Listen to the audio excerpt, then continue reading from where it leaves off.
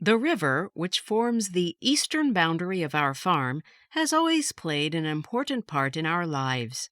Without it, we could not make a living.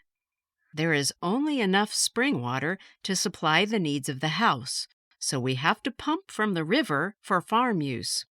We tell the river all our secrets.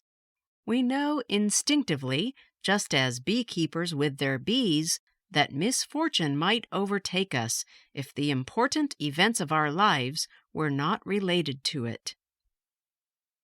We have special river birthday parties in the summer.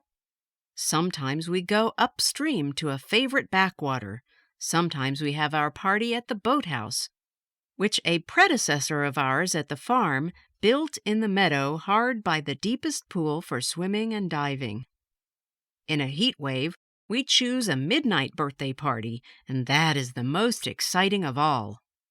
We welcome the seasons by the riverside, crowning the youngest girl with flowers in the spring, holding a summer festival on Midsummer Eve, giving thanks for the harvest in the autumn, and throwing a holly wreath into the current in the winter. After a long period of rain, the river may overflow its banks. This is a rare occurrence, as our climate seldom goes to extremes.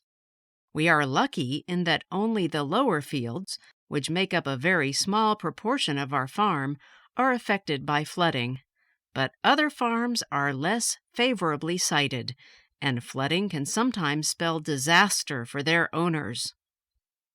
One bad winter, we watched the river creep up the lower meadows. All the cattle had been moved into stalls, and we stood to lose little. We were, however, worried about our nearest neighbors, whose farm was low-lying, and who were newcomers to the district. As the floods had put the telephone out of order, we could not find out how they were managing.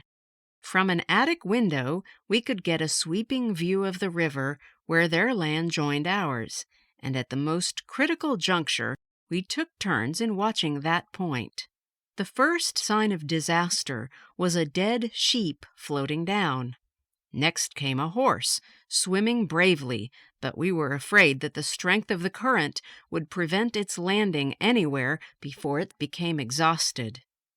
Suddenly, a raft appeared, looking rather like Noah's Ark, carrying the whole family, a few hens, the dogs, a cat, and a bird in a cage.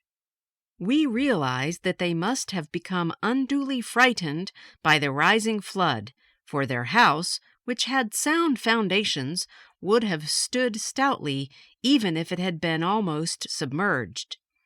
The men of our family waded down through our flooded meadows with boat hooks, in the hope of being able to grapple a corner of the raft and pull it out of the current towards our bank.